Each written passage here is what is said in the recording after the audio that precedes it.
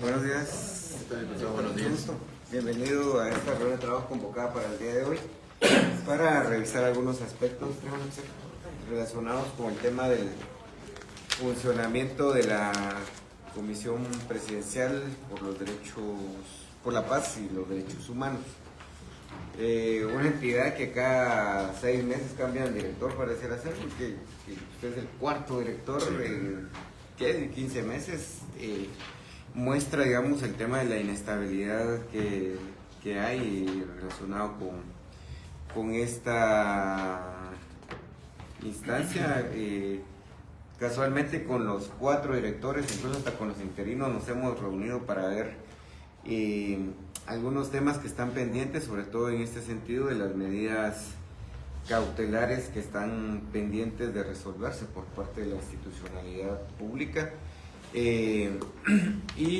Adicional a eso, ahora nos topamos como que el gobierno está tratando de hacer una especie de experimento en el marco del diálogo, cuando creo que lo único que está haciendo es enredar las cosas, y lo que va a suceder al cabo del gobierno, adelante Vic, es que nos vamos a encontrar con una cuestión que no terminó de operar y no terminó de acentuarse. Lamentablemente creo que el presidente, alguien le está dando o una mala asesoría o realmente carece de una visión del tema de lo que implica los sistemas de diálogo, y eso al final del día está haciendo que vaya en un tema de experimentación permanente.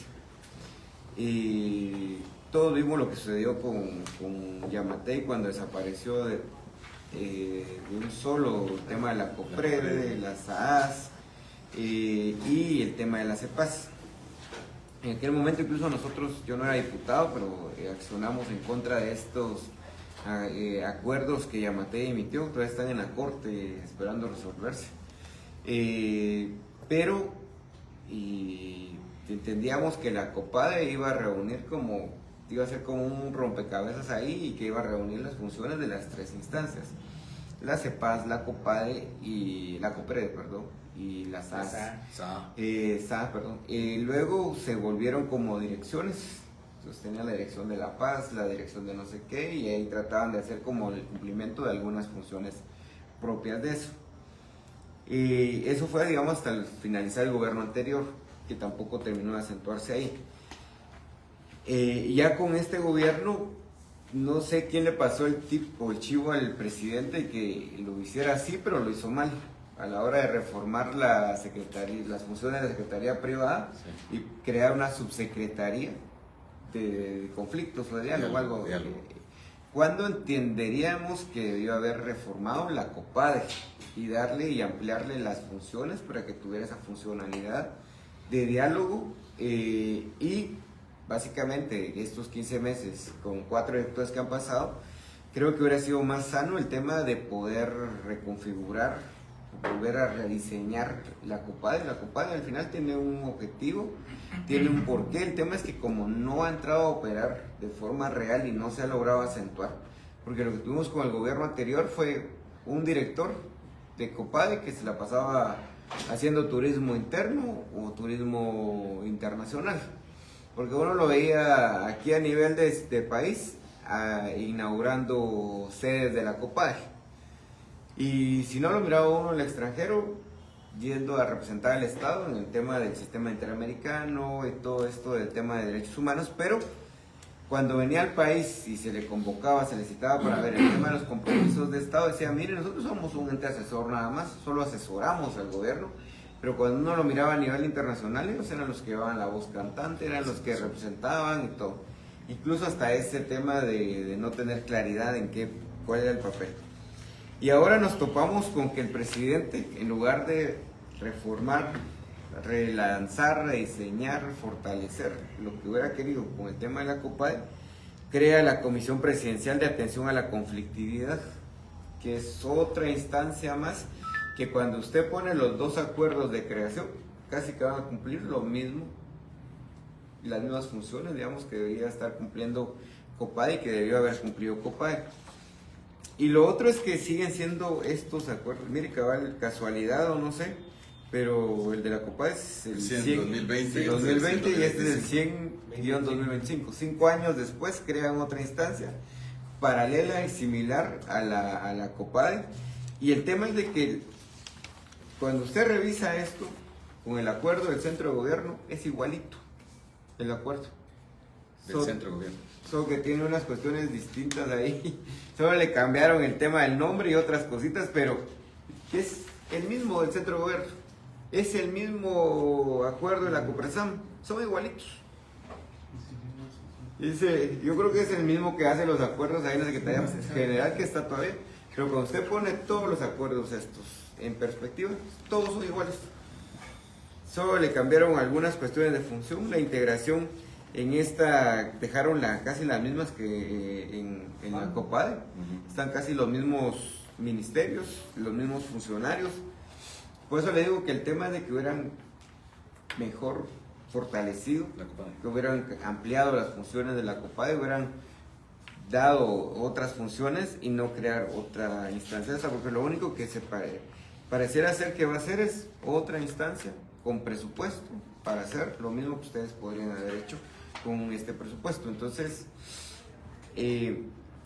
no sé, digamos, es parte de lo que habrá que ir discutiendo. No tiene todavía director, ni eso tiene, entonces están creando la estructura.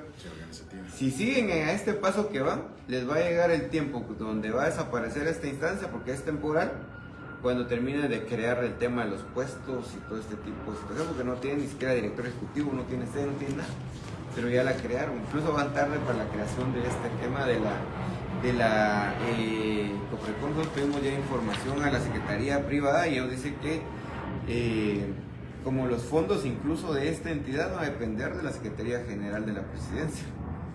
Entonces estos dicen que todavía están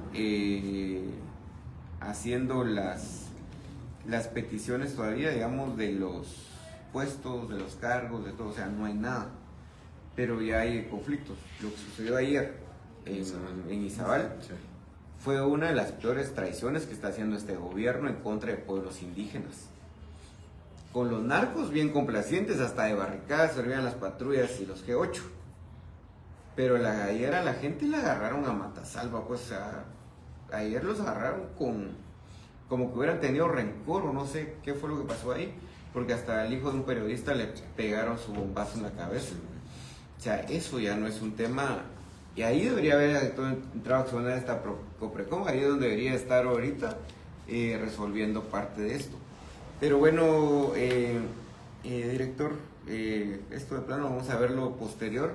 Pensamos que ya tenía director o algo así, por eso habíamos convocado a los dos, pero no hay director todavía, entonces solo le tocará a la COPADE. ¿Qué fue lo que encontró en la COPADE, director? Porque ahora ya no sabe ni cómo ha estado funcionando la COPADE. ¿Cuánto presupuesto tiene para este año la COPADE? 65 millones. Buenos días, diputado, y buenos días a Edgar y a los colegas que también los conozco hace años. Yo comparto también la preocupación porque sí existe este análisis que tenemos que asentar a partir de los dos acuerdos gobernativos a los que se refirió. Y de hecho nosotros aún tenemos sedes regionales, entre comillas lo voy a poner porque son presencia en ciertos departamentos. Y hemos encontrado también debilidad en el personal, que incluso instancias internacionales como la CIDH, en su informe Visita en Loco, también hace una recomendación puntual de precisamente lo que usted dijo. Va en esa misma línea de fortalecer la COPADE para la función de protección a los derechos humanos, de la promoción y de protección. ¿Cómo encontramos la institución? 65 millones es el presupuesto asignado para el presupuesto de este ejercicio fiscal del presente año. Diputado, me da mucha pena, pero en la actualidad solamente tenemos un 15% de ejecución. ¿Cómo está distribuido el presupuesto? El presupuesto está distribuido en buena medida en funcionamiento, puntualmente en servicios personales tenemos un monto de 27 millones, que significa el 42% del presupuesto. El 42% de los servicios. Así es.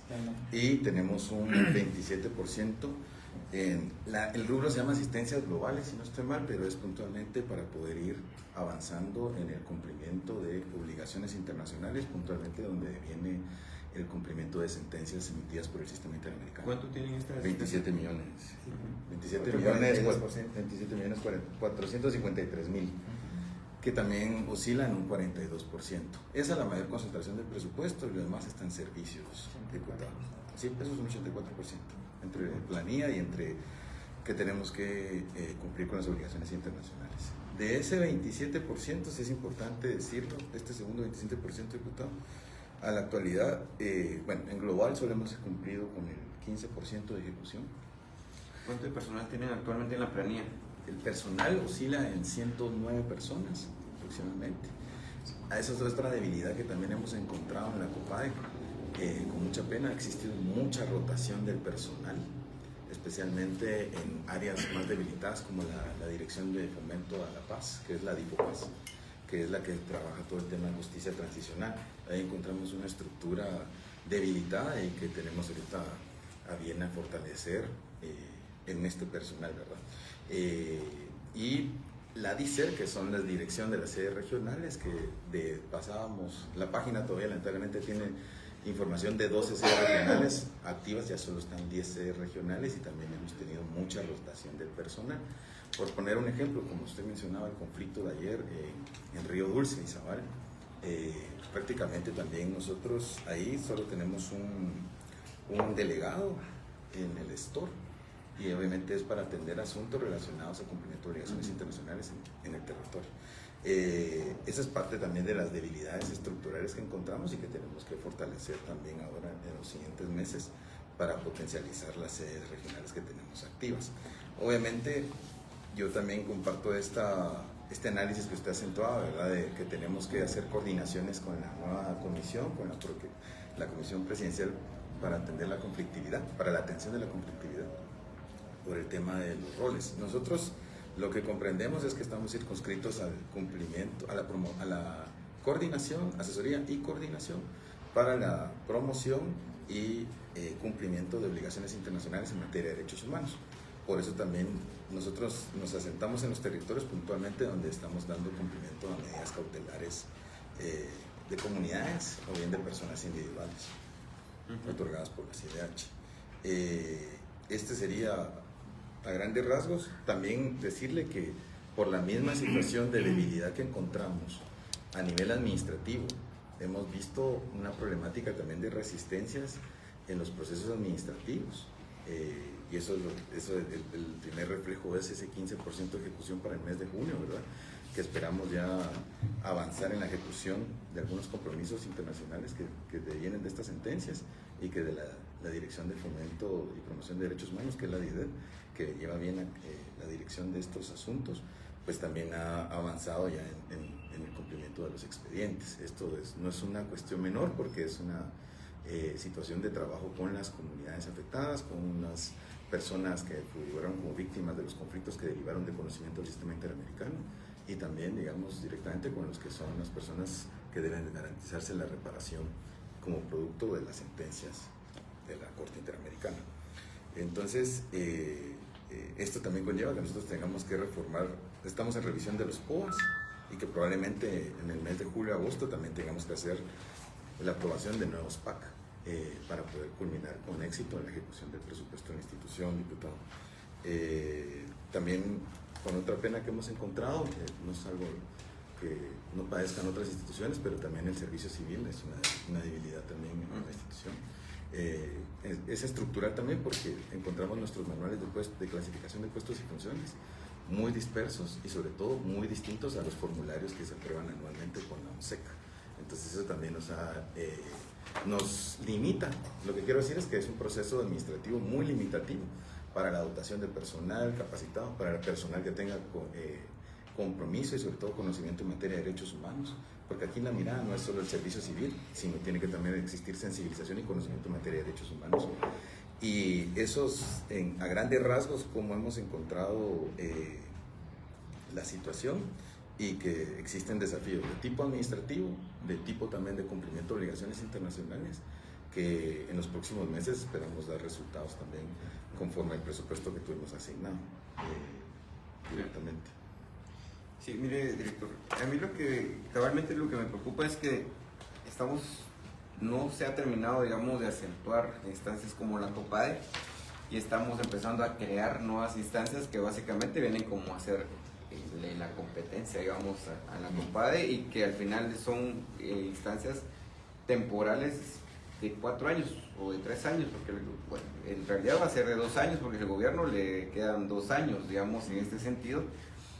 Creo que el presidente, no sé si hay mal asesoramiento o hay un tema de falta de claridad de los mecanismos de diálogos y del sistema. Mire, este sistema de diálogos, si el presidente lo quería tener, era de diseñarlo desde el 2023, no hasta el 2025. Porque si no, esto tiende, digamos, al fracaso. Entonces yo entiendo que en el 2023 firmó algunos compromisos con organizaciones, con sociedad civil, que está bien, pero no creó a la par la estructura que se iba a hacer cargo de todos esos diálogos y de todos esos mecanismos de concertación que iban a haber. Entonces ahora se encuentra uno con un tema totalmente disperso y donde no encuentra como cuál es la vía que va a llevar esto. Inicialmente, como les decía, lo primero que vinieron a hacer fue a quitarle funciones a la COPADE y dárselas a la Secretaría Privada, la Secretaría Ana Glenda Tager. Después lo convirtieron en una subsecretaría. Pero esto tampoco es nuevo. Con el PP, el Partido Patriota tenía aquel su sistema de diálogo, que siempre salía alguien a atender y a decir, bueno, ¿qué es lo que necesitan? A, B, C, D. Bueno, y se iba a ver a los ministerios qué es lo que podían resolver y todo, y era como ese mecanismo que cabalmente le llamaron Sistema Nacional de Diálogo. Que luego que con el cambio del gobierno, cuando ya se da la caída del PP y entra en función el tema del gobierno de Jimmy Morales, le cambian a Comisión Presidencial de Diálogo, que era esta famosa Comisión Presidencial de Diálogo que está aquí en la 16. Sí, que era, digamos, el mecanismo donde, digamos, que el que estuvo dirigiendo inicialmente Rocael Cardona tenía como cierta experiencia en todo este tipo de situaciones y trataba, digamos, de viabilizar algunas situaciones en tema de resolución de conflictos. Porque básicamente a esta instancia la convirtieron en una instancia de resolución de conflictos. Entonces, todos los conflictos que podían haber iban a dar a la CPD cuando eran, digamos, conflictos de minería, de hidroeléctricas, conflictos sociales. Cuando era un tema agrario por especialidad y por temas de acuerdos de paz, iban a la Secretaría de Asuntos Agrarios, que era como la otra instancia que era la que daba, que podía hacer estudios registrales, o que por lo menos hacía estudios registrales, hacía algunas cuestiones de coordinación catastral, incluso para tratar de ver, incluso en ese mecanismo, si se podía resolver temas agrarios, porque esos también son bastante complicados, tienen su propia complejidad y cada caso agrario es muy distinto uno del otro, incluso la región cambia en ese sentido. Y la COPRED en aquel momento era cabalmente para ver medidas cautelares, para ver sentencias del sistema interamericano, o sea, había como una definición clara de a qué instancia había que solicitarle y pedirle, digamos, que resolviera determinadas cosas. La Comisión Presidencial vino haciendo algún nivel de trabajo, digamos, hasta su momento, hasta que a Yamatei se le ocurrió desaparezcamos todo lo que tenga que ver con acuerdos de paz, con diálogo, con resolución de conflictos, y es donde se vuela en 3 acuerdos, el 97, 98, 99, es donde desaparecen las 3 instancias, y en el 100, que es donde aprueba y crea la COPADE, y adicional a eso empiezan a liquidar todo el tema de la CPD, para que ya solo todo, por eso decía, todo el tema de diálogo y todo esto se iba a quedar concentrado directamente en la COPADE, por eso era eficientizar recursos en el diálogo, pero aunque tuviera a Miguelito ahí con buenos salarios y todo, y centro de gobierno. Pero ahora lo que no logramos detectar y entender aún, porque también el cambio de director en la COPADE ha generado una serie de inestabilidad, 4 directores, con un interinato de por medio que uno no entendía, digamos, que todavía tenía como ciertos temores el que estaba interino, porque no sabía si hacer o no hacer, porque le podía traer alguna repercusión.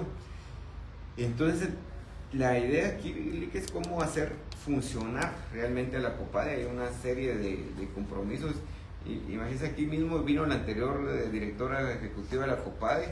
Habíamos tratado de ver si se podía diseñar un mecanismo de mesa de trabajo para el tema de cumplimiento de sentencias y medidas cautelares. Y cuando la iba a citar, cabal nos dijeron que ya había renunciado Sí. y que no sé qué y que había que esperar y volvimos a caer otra vez.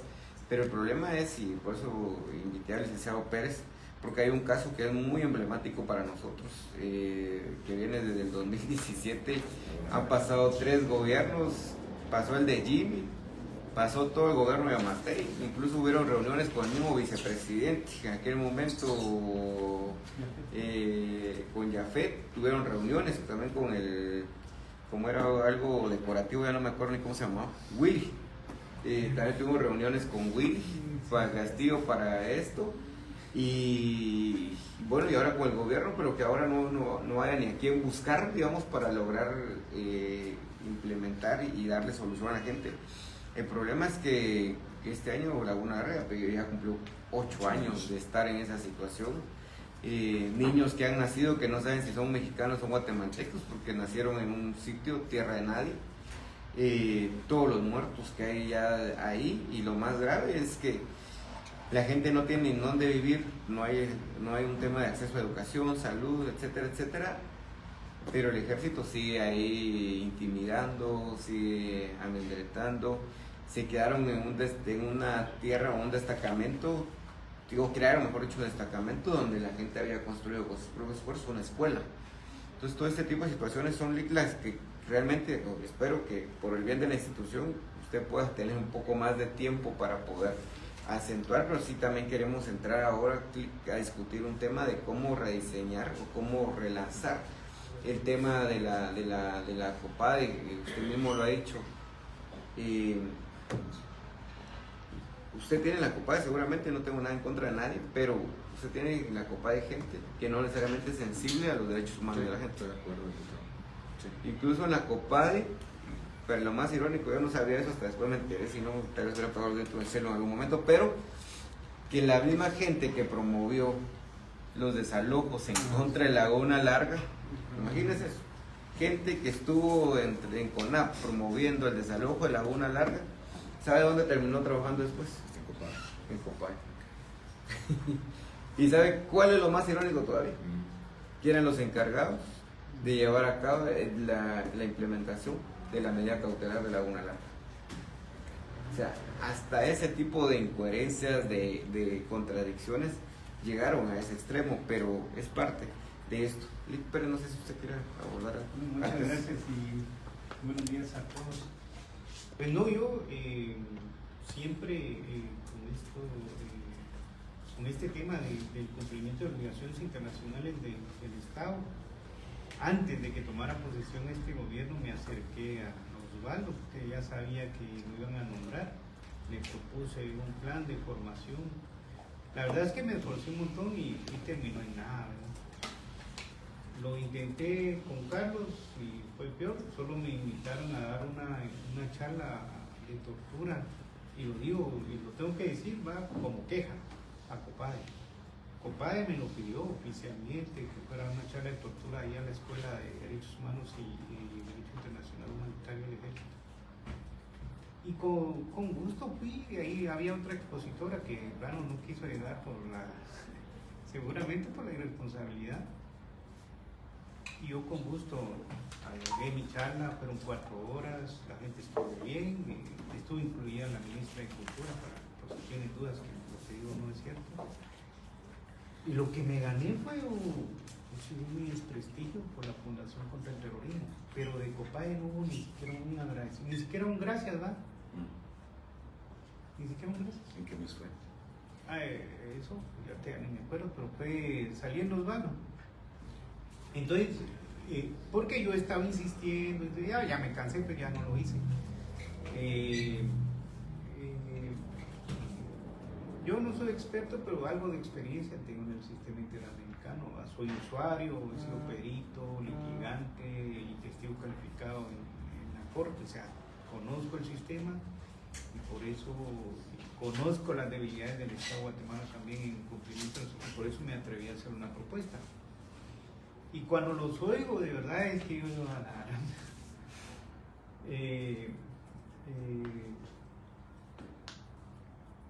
es que lo que yo proponga se haga como yo lo diga, pero son ideas y el Estado las puede adaptar a las políticas que tenga. Y fíjense que desafortunadamente, como decía el diputado Chico, se desarticuló toda la agenda de la paz, se creó COPADE, y ahora se llama Comisión por la Paz y los Derechos Humanos, pero agendas reales sobre su función no hay.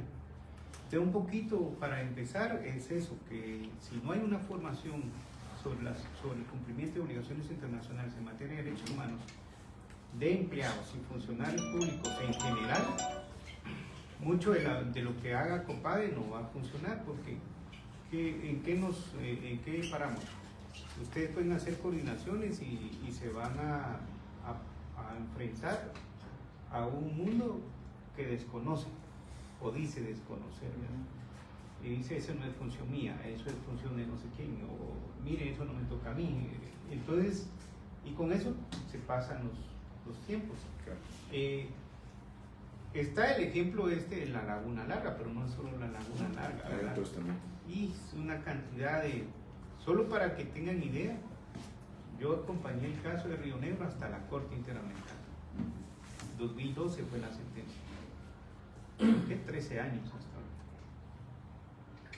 El Estado no se ha dignado ni siquiera eso, yo no sé si eso cueste mucho, de ir a hacer el acto solemne de pedido de perdón a Rabinal. Yo no sé eso qué tanto cueste al presidente, y como ya se lo dije a él mismo, ¿verdad? Yo soy crítico de este gobierno. Voté por él en las dos rondas. En la primera voté por su papá pensando que él no iba a ganar. Porque dije, yo no voy a regalar mi voto, voy a votar por él. ¿Y qué si ganó pasó la segunda vuelta? En la segunda vuelta voté por él. Pero la verdad es que sí soy crítico de no tomar decisiones. Él dice que tiene que cumplir el principio de legalidad, que nadie le está pidiendo que no lo cumpla. Pero si no toma decisiones políticas, usted no se va a poder avanzar en nada. La misma propuesta que les hice a ustedes como COPADE, pero más resumida, ya se la hice al mismo gobierno.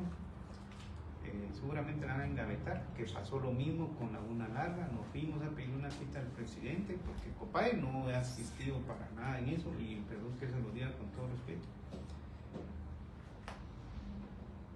Con Osvaldo visitamos una vez a Osvaldo, y la verdad es que todos quedamos decepcionados porque agarró su teléfono y dijo, voy a llamar al presidente. Entonces todos evidenciamos que fue mentira, pues ustedes no dijimos nada, pero ese tipo de cosas no se hacen con las víctimas, ¿verdad? Claro.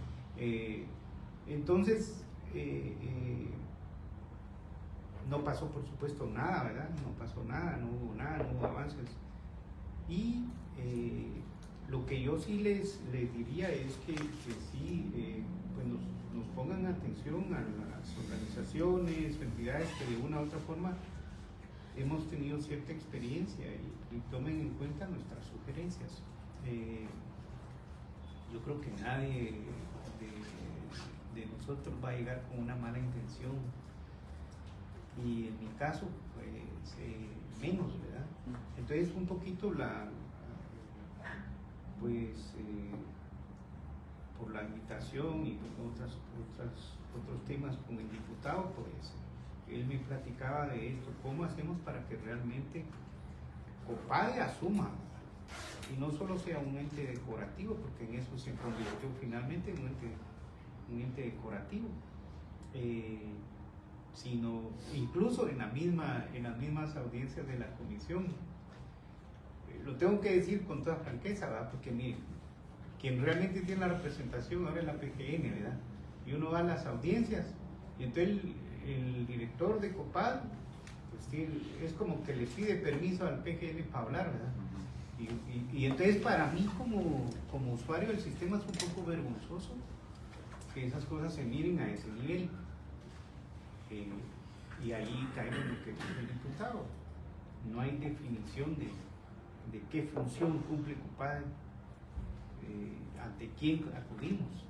Nosotros ya nos reunimos como 4 veces con la famosa COPECOM, que que de hecho, ¿verdad? Porque no tiene, está el acuerdo. No tiene estructura. No sé, con los que nos reunimos dicen que son Coprecom, que están esperando el nombramiento, que están esperando. Entonces yo digo, entonces yo digo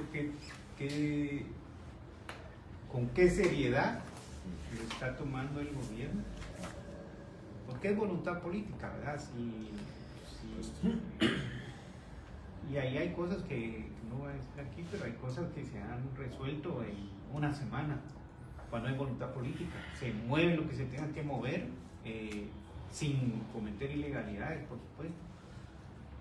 Pero cuando no hay voluntad política, lo asientan a uno a una mesa, le exponen un montón de cosas y le dicen, vamos a cumplir el debido proceso, y el debido proceso pasan años, ¿verdad? Y aquí llevamos años. El último suceso, y a eso ya lo pusimos en conocimiento también de todo el mundo, es el atentado que hubo contra un miembro de la Laguna Ladra y su hijo. Eso sí es penoso, ¿verdad? A la misma Coprecom ya se lo hicimos ver. No quisimos levantar mayor escándalo de eso, pero imagínense que ese policía hubiera tenido puntería y le hubiera dado al señor o al hijo, a quien después lo detuvieron como 4 horas, al niño, a un niño. Entonces,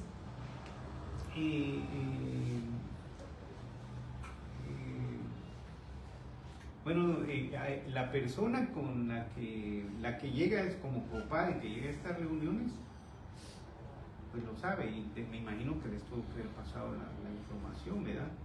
Pero es la persona que trabajaba en CONAP como asesora jurídica en el momento del desalojo. Entonces uno dice, ¿cómo es posible que ¿verdad? Entonces, ¿en dónde estamos? Un tema de revictimización. ¿Verdad? Entonces uno realmente no... ¿Con qué confianza me puedo sentar yo a hablar? Aquí lo estoy haciendo y lo conozco al diputado, no ahorita que es diputado, lo conozco hace rato. Y pues los conozco a ustedes también, ¿verdad? Y por eso me atrevo a decir lo que estoy diciendo. Entonces sí es penoso,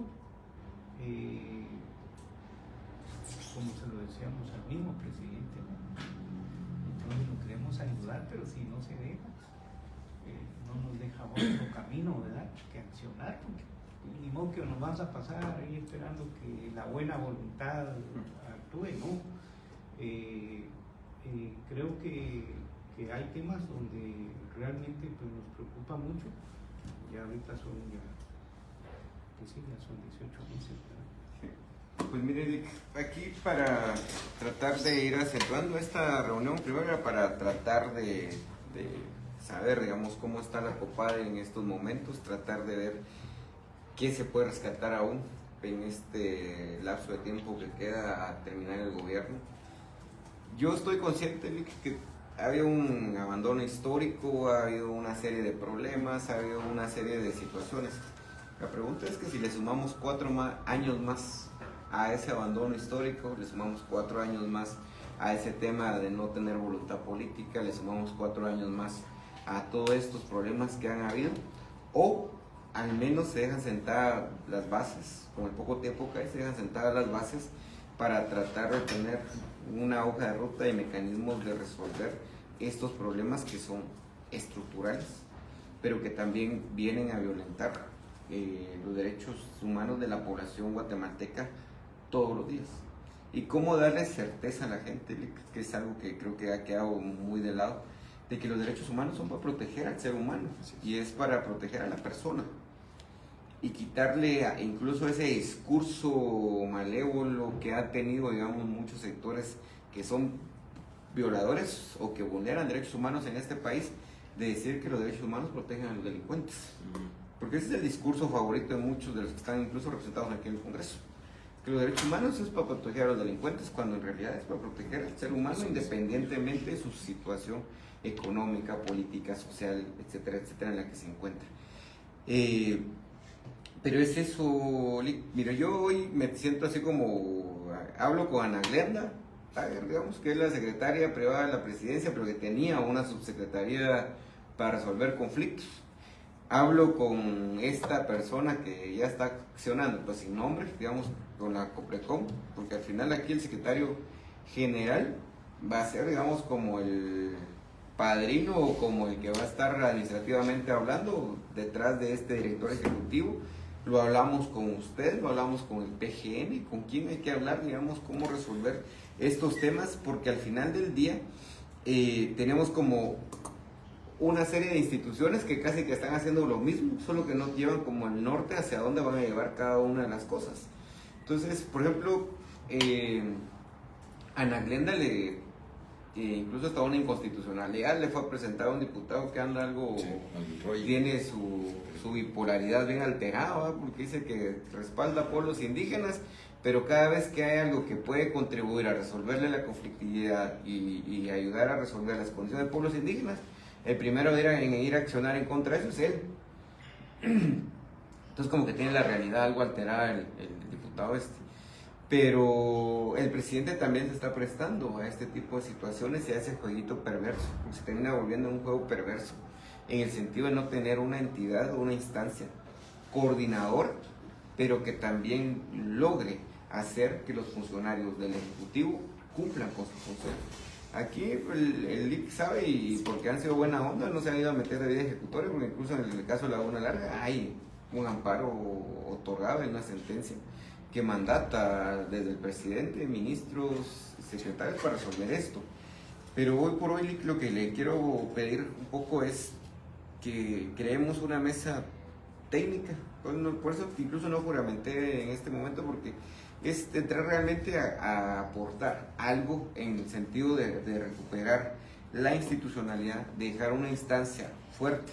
Yo creo que estos 2 años debe ser en paralelo, uno, ir acentuando cuál va a ser la visión de corto o mediano plazo de la COPADE, qué gente se va a quedar, a esa gente hay que especializarla, a esa gente hay que formarla, a esa gente hay que capacitarla, y en paralelo cuáles son aquellos casos que dan chance de poder resolverlo, digamos, a través de diálogos, y con eso sentar un mecanismo que permita avanzar en que, si ojalá ya no existan más, pero si hay una medida cautelar, el gobierno, sea cual sea, sepa cómo poder atender este tipo de situaciones y que no se cree un tema de letargo como el de Laguna Larga, que son 8 años. Pero aquí hay sentencias que vienen mucho más atrás, de 20, 25 años. Imagínense con el tema de las medidas cautelares del Polo Chico. No se han logrado atender y cada vez se va complicando más esta situación. Y ahora, con todo este tema de las nuevas licencias mineras, otra vez se va a volver a generar ese círculo de inestabilidad. Pero en el tema de aquí, por aquí tuvimos ya un par de reuniones con los anteriores directores de COPADE. Todavía los de San Miguel Ixtahuacán, por el tema de la minería, están buscando de qué forma les dan todos esos proyectos de agua. Y esa sentencia, esa medida cautelar es antiquísima, es de las primeras, creo que están, y hasta el día de hoy aún no se las logran resolver. Y todavía no hay un mecanismo de cómo se los van a resolver. Entonces es eso lo que queremos ver el día de hoy. Por eso es una reunión relativamente ejecutiva, pero que el fondo del asunto es tratar de generar esos mecanismos, como le digo, de fortalecer, de reformar, de crear una instancia que la COPADE lo pueda hacer muy bien, porque tiene recursos. Imagínense, ahora tiene 65 millones de quetzales, porque arrancó, en su momento arrancó con 34, 35, y mucho fue para funcionamiento, pero también para plazas. Se ha encontrado uno a gente que después fue candidato de Vamos.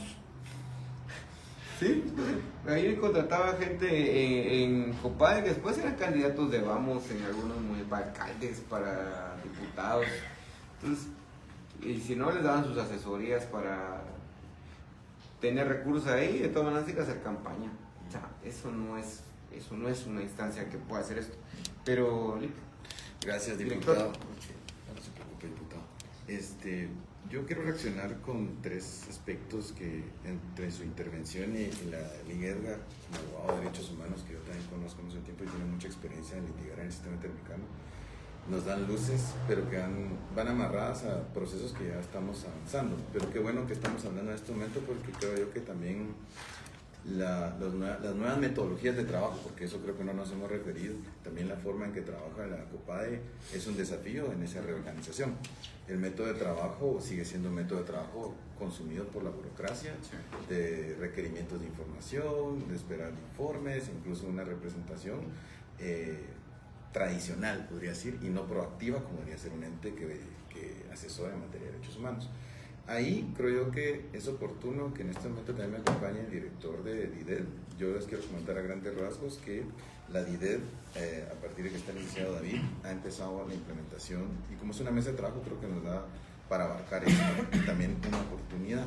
Lo primero es de que nosotros estamos instalando un plan piloto de trabajo para el cumplimiento, diputado, de las medidas cautelares. ¿Cuántas medidas cautelares se ha emitido la CIDH al Estado de Guatemala? Han sido 41, están vigentes. De esas 41 son 7 que están referidas a comunidades. Yo creo que tomo la palabra de lo que usted dice, diputado. Me parece que esas 7 comunidades pueden ser el referente de trabajo local. Y ahí quiero referirme a que haya instalado un modelo de trabajo. Le pediría con su venia, diputado, que el David también me pueda ampliar. Pero en términos generales, ¿en qué consiste? Lo que consiste es de que nosotros, a partir de ser requeridos los informes de parte del ente internacional, nosotros no vamos a tener la posición de escritorio y de requerir oficio acá, oficio para allá, sino que estamos empezando a implementar un trabajo de campo en la comunidad. No solo por entrevistar a los peticionarios que tienen una versión de los hechos y las necesidades fundamentales, sino también de los integrantes de las comunidades que han sido afectadas por diversos motivos, y que obviamente el gran objeto de la medida cautelar es que no está entrando a valorar situación de vulneración de derechos humanos, pero existe un riesgo inminente de la vida de las personas, ¿verdad? Así lo establece el reglamento y la propia convención, donde se estipula y se regula el objeto de la medida cautelar. A partir de ese trabajo de campo, nosotros levantamos información, tenemos un estudio de ese trabajo de campo que nos permita a nosotros ya conocer con exactitud las necesidades y también las medidas que la CIDH le impone al Estado de Guatemala a adoptar, sea de salud, sea de alimentación, sea de educación, pensando en un caso como el de Laguna Larga, ¿verdad? Entonces, a partir de eso, nosotros también tenemos un trabajo, y ahí sí nuestro campo de actuación está reducido a esos dos términos que establece el 100-2024, el 100-2020, ¿verdad? El acuerdo 100-2020, que es coordinación y asesoría. Obviamente nosotros quisiéramos tener un rol más activo, más proactivo en la instalación de mesas de trabajo interinstitucionales, donde sentamos a los peticionarios y coincidimos con las instituciones responsables que deben de velar por la imposición y cumplimiento de las medidas impuestas por la CIDH.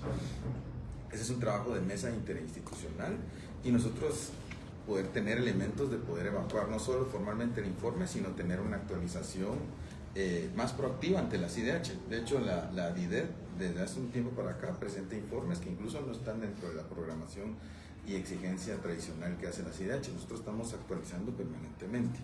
Que existen debilidades en el modelo, sí, y ahí es la oportunidad que yo veo, más tomándole la palabra al licenciado Edgar Pérez. Creo que es un modelo que sería bueno, a partir del plan piloto que implementamos, que tenga un espacio de retroalimentación, no solo con ustedes en el Bufete de Derechos Humanos, sino también con otras instancias que han apoyado o han litigado en el sistema interamericano.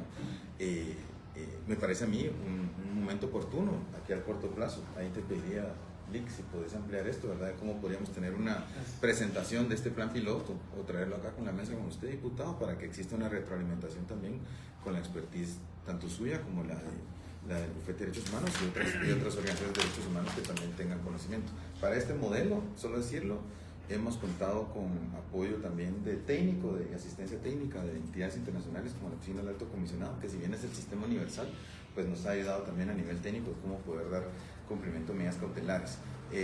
Estamos en ese proceso, diputado, y eso lleva también a que usted esté al tanto, igual Edgar, porque creo yo que ha visto debilidades estructurales.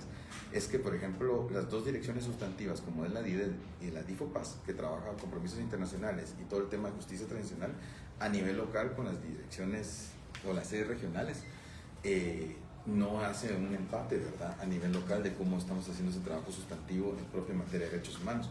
Por eso es que nuestra presencia a nivel local en el marco del cumplimiento de estas obligaciones internacionales hay que fortalecerlo. Y solo me quiero referir a un aspecto antes de darle la palabra a Lick Dávila. Con lo que ustedes me están diciendo, comentarles brevemente de que sí está en evaluación el personal.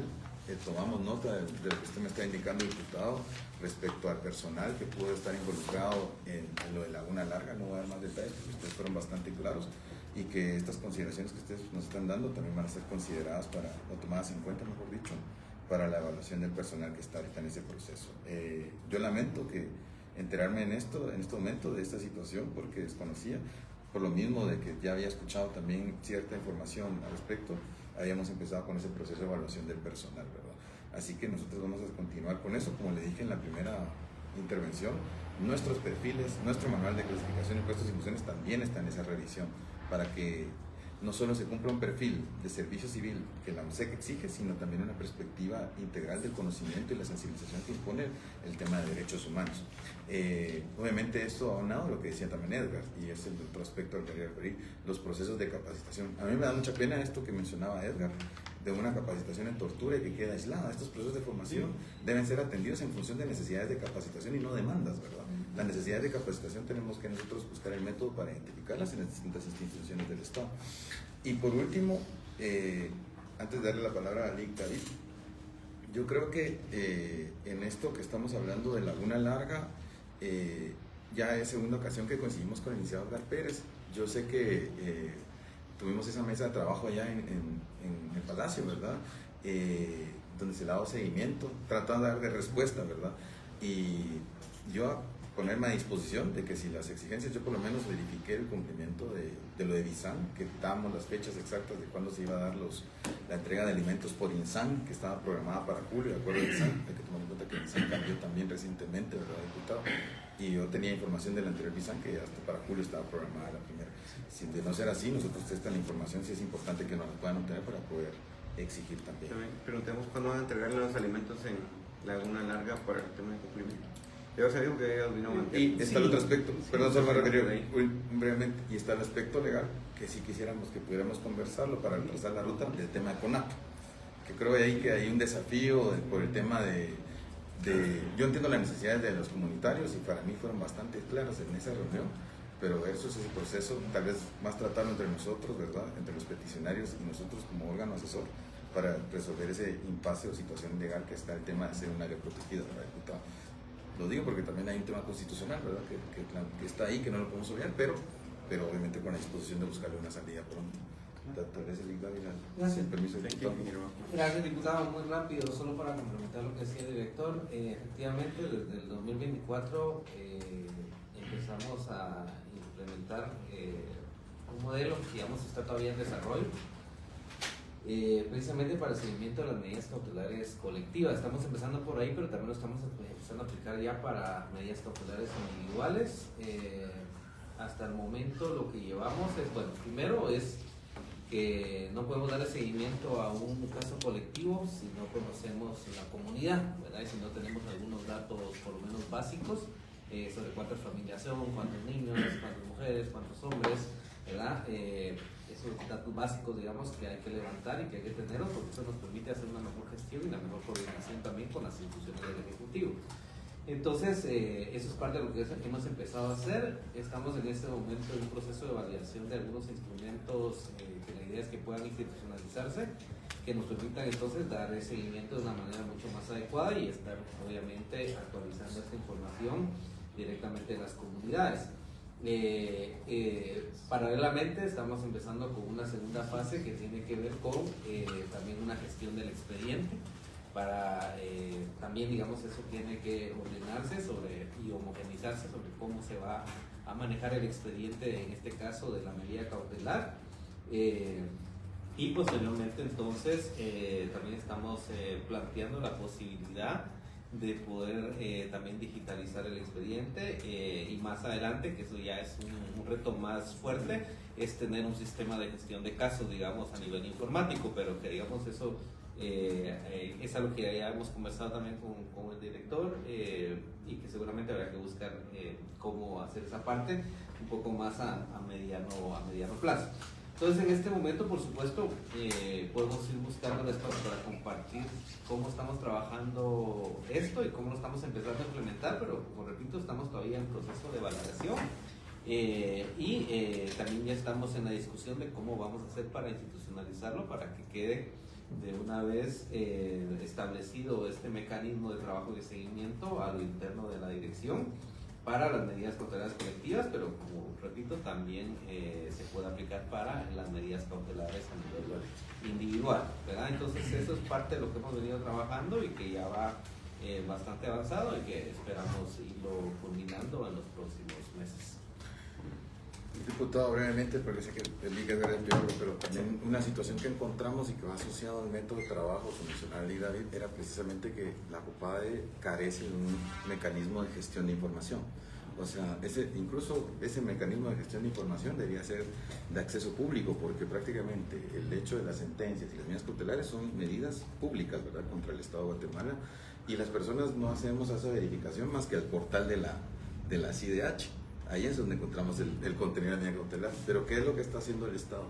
Creo yo que también es un desafío que tenemos nosotros desde la COPADE, qué tipo de medidas, y que incluso exista la retroalimentación de los peticionarios. Me parece a mí que por transparencia, pero sobre todo para toma de decisiones y de cómo se encuentran los procesos que nosotros hemos iniciado con las diversas instituciones para la verificación y cumplimiento de las medidas cautelares, ese sistema de gestión, aún en plan piloto, sí los pensamos implementar en los próximos meses. Hemos de hecho el análisis también del presupuesto para poder contar con los programadores que nos puedan ayudar a montar ese sistema de gestión, y obviamente creo yo que también es oportuno decir que si hay instituciones como el FET de Derechos Humanos u otras que tengan experiencia, que también nos puedan ayudar porque ese mecanismo de gestión de la información es clave para la toma de decisiones, pero sobre todo también para ilustrar el cumplimiento que ha dado el Estado en distintas etapas a las medidas cautelares, y sobre todo que los usuarios tengan la información inmediata y verídica, ¿verdad? Eso quería ampliar, diputado. Yo muy concreto, solo es que en las medidas cautelares individuales, como usted les llama,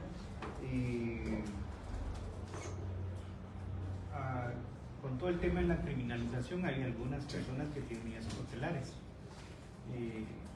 que ustedes han analizado, han estudiado, entendiendo yo de verdad que entiendo las limitaciones, por eso hablamos con el diputado en otro momento eso de cómo se creó COPADE, ¿verdad? Eso lo entiendo, pero finalmente en la práctica a COPADE le toca hacer todo el proceso de cumplimiento, aunque no tome decisión, aunque no... En el caso de personas criminalizadas. Todo el tema del sistema interamericano, pero en el tema de personas criminalizadas, ¿cómo está pensando la COPADE abordar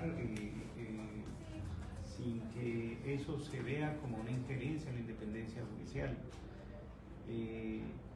Porque es obvio, hay un colapso sustancial del sistema de justicia, pero también se nos decía en otra reunión a funcionarios, desafortunadamente la famosa implementación de la política pública de defensores no termina de darse, ¿verdad? Y en realidad necesitamos esa política, porque de una u otra forma hay una definición del grupo. ¿Quién es defensor de derechos humanos? Y no es posible que sigamos teniendo casos donde gente como nosotros que está expuesta a la criminalización, que estamos por hacer nuestro trabajo, por cualquier cosa, ¿verdad? Y entonces, un poquito eso, el día 9 de julio hay una audiencia en el caso de la USAC, donde creo que es importante que la COPADE, y no todos tienen medidas cautelares, pero sí algunos de ellos tienen medidas cautelares individuales, ¿verdad? Entonces, eso yo creo que es sumamente importante, en la medida de que el mismo presidente ha prometido pues, a hacer algo en favor de los criminalizados. Entendiéndolo esto desde la perspectiva que hay una obligación internacional que cumplir, ¿verdad? Pero más allá desde esa perspectiva de asesoramiento, y ahí vuelvo a insistir, lo importantísimo para mí que es, porque lo he vivido, ¿verdad? puede haber muy buena voluntad. Yo trabajo muy bien con el Lic David, excelente, no tengo nada que quejarme. Pero yo sé que tiene limitaciones porque con él podemos coincidir en mucho, trabajar, avanzar y hay topes porque la COPADE solo llega a un punto, ¿verdad? No va a decidir. Entonces, ¿cómo hacer para ampliar eso? En buena parte tiene que ver con lo que ustedes han dicho, la formación y sensibilización que no tenemos en el país en general, ¿verdad? Entonces, para mí, si viene algo de la COPADE, yo me fui hasta la comisión, logré un acuerdo con la Comisión Interamericana para eso, pero se quedó ahí, ¿verdad? En el aire. Entonces, les digo, sí, esos esfuerzos, aún cuando no haya presupuesto, etcétera, siempre va a haber, cuando ya se tiene algo serio, siempre va a haber quien apoye. Pero quería decir eso de las medidas cautelares porque tenemos a la puerta una audiencia donde creo que es importante la... Sí, vean, es que lo que sucede es que, lo voy a decir con todo el respeto, porque ya hay una que atraviesa este gobierno.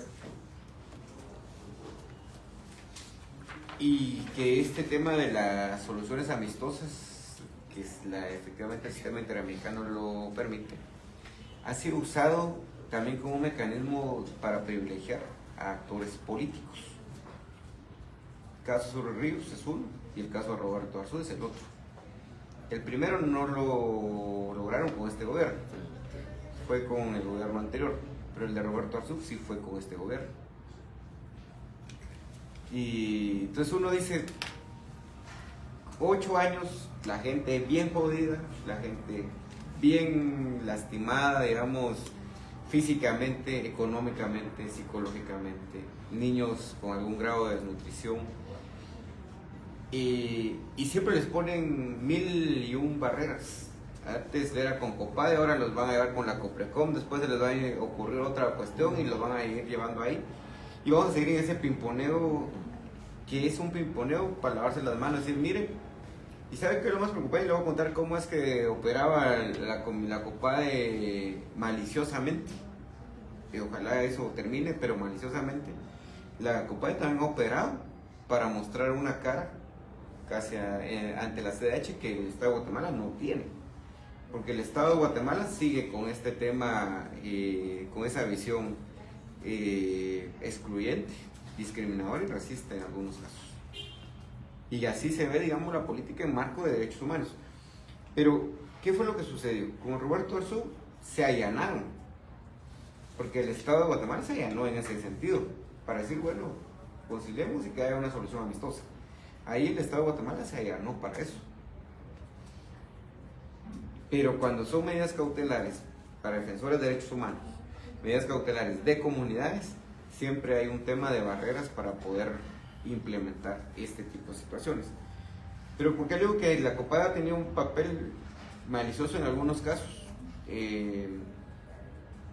Porque cada vez que había un tema de periodo de sesiones de la CIDH o había mesas de trabajo para evaluar las medidas cautelares, llamaban a las comunidades a reuniones. Nos vamos a reunir para ver el tema de la medida cautelar. Tomaban videos, fotos, sacaban entrevistas, a veces hasta los invitaban a hoteles de aquí de la ciudad de Guatemala, y después cuando ya venía el periodo de sesiones, no, sí, nos hemos reunido con ellos, aunque se hayan reunido una semana antes del periodo de sesiones, no, nos hemos reunido con las comunidades, aquí están las fotos, aquí está todo, maliciosamente, porque después nunca le cumplieron a las comunidades realmente con lo que debería de ser. Y por eso, y también entiendo, Lick, en este sentido, director, que quizás no vamos a poder resolverlo todo, pero que en medida podamos ir resolviendo paulatinamente 1, 2, 3, 4 casos. Es importante, sobre todo para romper ese ciclo de vulneraciones y de revictimización. Por ejemplo, a la comunidad le decían en la administración pasada, a Laguna Larga, mire, vamos a comprarles una finca, pero vamos a entrar bajo el mecanismo del Fondo de Tierras. Eso no era preparador de derechos humanos, porque al final decirle a la gente, mire, les vamos a comprar esta finca, no solo los expulsamos, no solo los dejamos en condiciones paupérrimas, no solo los condenamos a un tema de precariedad, sino que todavía ahora no solo hicimos todo eso como país, sino que además de eso ahora les vamos a dar una finca, pero se las vamos a dar con 20, 25 millones de quetzales de deuda. Entonces no había tal reparación de violaciones de derechos humanos. Pero, entonces lo que vamos a hacer es que yo le voy a mandar un listadito de algunas medidas cautelares y algunas sentencias que podamos ir viendo, y creo que sí es importante iniciar este proceso, como decía, de mesa técnica. Vamos a ver si nosotros desde aquí, junto con el bufete, otra gente, podamos ir viendo algún planteamiento de reformas que se puedan hacerle y de ajustes a la COPADE, y ver, digamos, un mecanismo que pueda dejar a la instancia como en tiempo de que se pueda continuar. Lamentablemente, como está el sistema, como está la cuestión de problemas estructurales en el país, conflictos siempre van a haber. Sí. Mire, el store no existía, ahora se lo fueron a crear y lo fortalecieron. En lugar de minimizarlo y en lugar de bajarle, le subieron la intensidad. ¿Y sabe qué es lo que a mí a veces me da pena? A veces uno no sabe si llorar o reír en este país. Pero ponen en la Coprecom, y dentro de su cuestión está, dice, promover ante instituciones competentes que se brinden acciones humanitarias urgentes para atender las necesidades de quienes sufran situaciones de emergencia, a partir de su participación en conflictos, verificar la observancia de los estándares internacionales para la intervención del organismo ejecutivo en este tipo de conflictos. Pero en teoría, esta comisión de Coprecom es la que debe de evitar que hayan conflictos en el país, y la integra el ministro de Gobernación, la ministra de Ambiente y la ministra de Energía y Minas. Los que deberían de prevenir los conflictos son los que los están creando en el IMSSTO. La peor contradicción del mundo es esa. Estos tres ministros deberían de haber, porque aunque no hay director ejecutivo, estos ministros y el presidente sí deberían de accionar, pues. Porque el director ejecutivo va a ejecutar, pero estos son los que tiran las directrices y las líneas de por dónde va a ir la cosa. Pero estos ministerios que deberían de evitar esto son los que lo están provocando hoy allá. Y creo que, si ustedes tienen algún nivel de incidencia, alguna cuestión ahí, director, recomiendo a la ministra que está manejando muy mal este conflicto. Ministra de Ambiente. Yo creo que la ministra de Ambiente tiene muchas capacidades. Creo que es una de las buenas funcionarias que tiene este gobierno, pero está manejando re mal el conflicto allá en el estado. Re malísimo. Solo está generando violencia y más situaciones que hacen perder la credibilidad. Si hoy ustedes me dicen quién es el responsable del conflicto allá en el store, yo le diría que es la ministra de Ambiente y el ministro de Energía y Minas. Son dos de los responsables de lo que está pasando allá. Mal manejado, mal operado la situación. No sé si hay algún tema de presión, pero malísimo. O sea, yo respeto mucho a la ministra. El ministro me parecía una buena persona, pero mal manejado este tipo de situaciones. Mal. Y eso únicamente viene a provocar más problemas, un escarnio público bastante fuerte. Y sabe que lo más incoherente y lo más peligroso es que ahora ya empezaron a reprimir a los que buscaron los mecanismos para que Bernardo Arévalo asumiera la presidencia. Hoy se está yendo en contra de pueblos indígenas, esos pueblos indígenas que, a pesar de que la institucionalidad nunca les da nada, a pesar que la institucionalidad lo único que les ha llevado es violencia, hoy les está castigando, llevándoles represión, antimotines. Así los hubiéramos querido ver accionando allá en la Mesía, pero ahí sí, nada de nada. Pero hoy, que aquí contra los pueblos, sí. Pero bueno, director, le voy a mandar eso. Vamos a tener una segunda sesión de este tipo, pero ya en base, digamos, a situaciones concretas, a medidas cautelares en concreto, algunas propuestas que puedan venir en el tema de formación y en el tema de fortalecimiento también, director, para que podamos ir haciendo. Mire, yo creo que la COPADE puede ser una institución con una ventana de posibilidades. No sé si el presidente no lo está viendo así o alguien quiere sus plazas, ¿va usted? Eso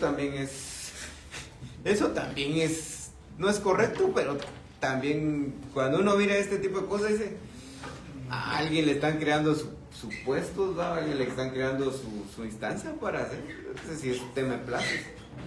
Mire, usted tiene ahora ya bajaron porque eran 200. Dije que la copa eran más, eran 200. Pero usted me dice, ahora tenemos 109 gentes, y así que es una institución robusta. Tenemos 65 millones de quetzales. Yo lo que hubiera hecho es ampliarle las competencias a la COPADE. Lo hubiera reformado de tal forma que fuera una institución robusta, en lugar de tener direcciones, le hubiera creado una cuestión mayor, digamos, le hubiera dado mayores facultades y ahí se va. Pero crear otra instancia, cuando uno mira las funciones de ustedes, las funciones de ellos, parafrasearon algunas cosas, pero terminan casi siendo que las mismas. Si usted los va a poner en claroscuro, yo lo que voy a ver después son dos instituciones que se van a estar peleando por los casos. O van a mandar unos para con ustedes y después van a decir, ah, no, es allá con aquellos. Y así se van a estar pimponeando la cuestión. Entonces, ya para estos temas como el Laguna Larga y otros, cuando ya haya director ejecutivo, lo que vamos a hacer es sentar los dos y que los dos trabajen juntos para sacar adelante esto, porque al final del día, como le digo, hay cosas que se repiten en función, solo para ofrecer algunas cosas. Y a como está la situación, creo que sí es importante que una institución se haga cargo de esto y que sea la que le dé seguimiento. Mire, solo nos quedan 6 meses básicamente de este año. El año 2026, si es que bien nos va, será 6 meses del otro año. Porque de ahí en el junio de 2026, todos van a entrar en modo elecciones, todos empiezan a hacer sus asambleas, todos empiezan a hacer todo. Y ya con un nuevo Tribunal Supremo Electoral, que no sé cómo va a ir con eso. Entonces, ojalá no lleguemos a finales de 2026 diciendo una excepción más de la institucionalidad del gobierno porque no atendió este tipo de situaciones. Y eso también lo vamos a abordar, el tema de qué va a pasar con algunas medidas cautelares de alguna gente que está criminalizada, que está afuera, otros que están aquí, pero que de todas maneras necesitan tener un tema de orientación, porque el tema del ciclo de persecución y criminalización no está terminando, por el contrario, se está agudizando cada vez más. Y el problema es que mientras el gobierno tenga esta falta de voluntad o esta falta de visión, los procesos de criminalización van a ir avanzando. Y ahí le quiero pedir algo importante, director. Haga usted el análisis, si ustedes no son el ente, mándemelo y dígame, mire, es el Ministerio de Relaciones Exteriores, es PGN. Yo al anterior director le había pedido la posibilidad de que ellos convocaran, porque eso sí les corresponde a ustedes como gobierno, es que se pueda instalar un grupo independiente de expertos para ver este tema de criminalización. Digamos, uno de lo que proviene del Ministerio Público, pero otro de lo que está proviniendo hoy por hoy de la Universidad de San Carlos de Guatemala. Ayer ya hablaban de ampliar el listado de denuncias penales en contra de algunos catedráticos o docentes, estudiantes, y también una cuestión de sanciones en contra de alguna gente que está participando. O sea, ahora participar para cargos dentro de la Universidad de San Carlos de Guatemala parecerá ser que van a acarrear expulsiones, sanciones o denuncias en este sentido. O sea, estamos cayendo en un tema de pequeña dictadura dentro de la universidad, que es bastante peligrosa también para el Estado, sobre todo para las elecciones que vienen para el próximo año. Que un pequeño dictador, porque si es pequeño dictador, esté ahí, digamos, dirigiendo la comisión de postulación de magistrado del Tribunal Supremo Electoral, eso es peligroso. Que sea el que dirija el Consejo Superior Universitario para decidir quién va a ser el próximo magistrado o magistrada de la Corte de Constitucionalidad, es peligroso. Y que él tenga la decisión de a quién sí se le da posesión o no para los cargos que la gente ya votó y ya fueron electos, también es peligroso. Entonces, porque como vi que podían asesorar, pero como también un tanto es el tema de que es el gobierno quien debe pedir esto, y creo que al presidente le dieron la bofetada más grande que le pudieron haber dado a cualquier guatemalteco o guatemalteca en este país o en cualquier parte del mundo. Que esta gente hasta le robó el nombre del papá para ponérselo a una universidad privada para hacer averías en el país. Eso fue lo peor que le pudieron haber hecho a alguien en el país, pero el presidente creo que estaba más preocupado por irse a Taiwán que ver ese tipo de situaciones. Pero hasta el nombre del papá, algo que ni siquiera él hizo, lo vino a hacer esta gente para este tipo de situaciones. Pero fuera de eso, vamos a tener una nueva sesión de este tipo de trabajo, ya con cuestiones. Yo le mando el listado en esta semana para que ustedes también puedan recopilar información y ya en la próxima sesión poder venir a ver cuáles son los mecanismos y si hay que jalar a otras instancias para que participen en esto y fortalecer lo que ustedes tengan, también aquí lo vamos a hacer. Como digo, estos son temas de trabajo para solucionarle el problema a la gente. No son ni inquisitorias, tampoco es para hacer pérdidas de tiempo, sino que es por el contrario, es para solucionar temas que a la gente le están afectando. Gracias y muchas gracias.